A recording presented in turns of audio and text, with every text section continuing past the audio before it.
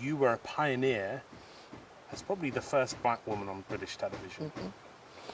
I was. I was really the first black, not the first Jamaican. There was another Jamaican man a couple of years before me on the BBC.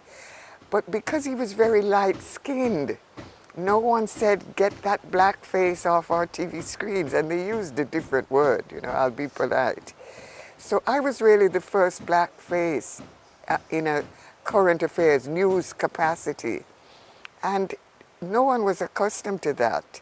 Before we'd been, singing and dancing, but never being serious and delivering the news, interviewing people, or talking about serious things. I mean, I remember standing outside the Russian embassy when Czechoslovakia was invaded and talking about it, and following right after the ITN news. Literally following right after, because our program began 5 minutes after the 6 o'clock news. So it was unusual for Britain. It hadn't happened before. From the bosses, they were quite happy with my work. The viewers, I didn't get the responses from the viewers. I would come and do my job and go home. But it turns out that they had responses from the viewers who didn't like seeing me there. In retrospect, now that I'm home in Jamaica, I keep meeting people who tell me they used to watch me on television in those days. Their mothers would call them in, or even older people who actually, would come home just to see me on television. And they're so proud, they're so glad. It's nice to get all of that. But they never called the stations at the time to say how nice it was to see a black person on their TV screen. But other people did, and they said they didn't like it. It's interesting because it was the same year, the year I got my job was the same year that the Race Relations Act was passed in Parliament. I even went to Parliament one day to see what it was like and what they were talking about. But the station didn't say, when people called, wrote in saying, get that N-word off our screens. They didn't say, no, the law says we shouldn't. So we leave her there. She's doing a good job. They didn't say that. They said to the racists, okay, we hear you. We will do what you say. And, I look now, I'm very disappointed at their actions. But at the time, I just had to accept it. I had to accept it. There was no organization for me to complain to and say, will you champion my cause? Birmingham was the most racist place I experienced in Britain. Their way of living is not like the white people. If there were less of them, perhaps, and more of us, then they would learn to live as we do. We shall definitely be outnumbered in this road. I couldn't get a hotel room to rent. I had to go back to London every night after the program and then come up by train every morning because no hotel would rent me a room. I eventually got a room at the YWCA after I'd been there quite a few weeks. I had a 6-month contract.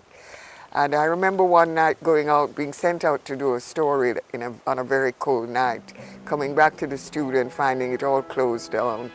And saying, hey, what happened? They said, oh, we had a live interview with Enoch Powell, but he only agreed to come to the station if that black girl wasn't there. So I was like, wow, I mean, that really stunned me. I want to cut forward many decades now to the present day and the debate about the monarchy, the British royal family. It's a major disappointment to discover that the person or the people that you were taught was the mother country, the people who we should love, didn't really have the same feeling in return.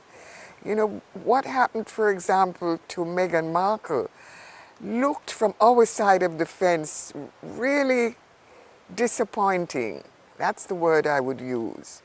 We were really disappointed to learn that the idea of having a member of their family of the same racial mixture as ourselves was not a nice thing.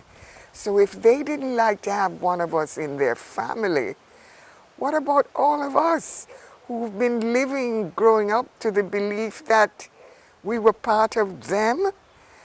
I mean, that's really what has made so many Jamaicans want to abolish the monarchy, to change from being to having a monarchical head of state to having our own head of state, a Jamaican national.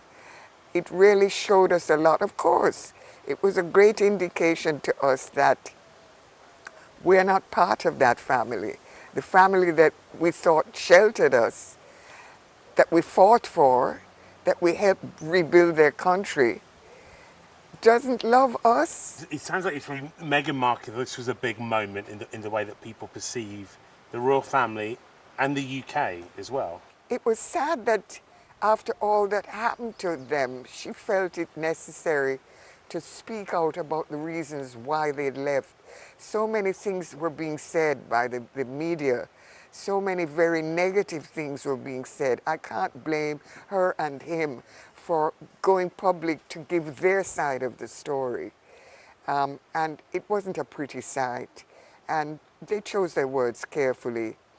But it shocked us to know. To find that there was a rejection of him and her really made us, you know, look into it with faces like this. You know? And we still haven't quite recovered. We're very proud of what they've done. We admire their charitable work. And we love them. We love them. We love the whole royal family. But we don't love some of the things that have been done. We can't love those things and love ourselves at the same time. Will you be watching on Saturday? Oh yes, I was around for the first coronation. I watch television, and this is a television spectacle. I'll be watching, but I'll be hoping that we hurry up and make Jamaica a republic and get us out from under having the monarchy as head of our nation, where we have to bow to such a person and sing songs of praise to such a person. You would think the relationship would have improved, but that confession about the color of Archie's skin, what might it be? That was a big blow. That was a punch in the solar plexus. That really stunned us and stunned all the people in the Commonwealth who have the racial colors you and I have. You know, it stunned us. It still does. We will never forget. We can never forget. When you look back at your time in the UK as a face of ITV, how would you describe that time for you personally, but also, like, you know, for viewers and for the history of television, for the history of this channel? How would you describe that period? It was good for Britain, for Barbara Blake to happen, to put her black face on British television. I went back 10 years after, and no one had replaced me. There was not another black face. Well, Trevor McDonald by then had come 7 years after me, and then Maura Stewart came along. Barbara Blake was good. It was good that it happened, because now she, that woman, it has become a symbol of what Britain should be, of what the media should be. And I'm glad that I was used to do that work. I'm glad that Jaja chose me to be that person in that place. And she did her work, and she did it well. And I'm glad that I had that opportunity. And I'm glad that the racism I experienced there forced me back home, because that's been the greatest thing. I've spent the last 50 years at home in Jamaica and done so many things that I've really enjoyed doing, and that Jamaica's loved enough to give me the Order of Distinction. So I'm glad, and I've made my contribution here at home. I've helped build my little Jamaica and make it better in my little teeny small way. Small enough but big enough that a television crew comes from England to interview this Jamaican girl and put her on British television and say she's an example of something good that Jamaicans did in Britain. I'm very proud to have been that person.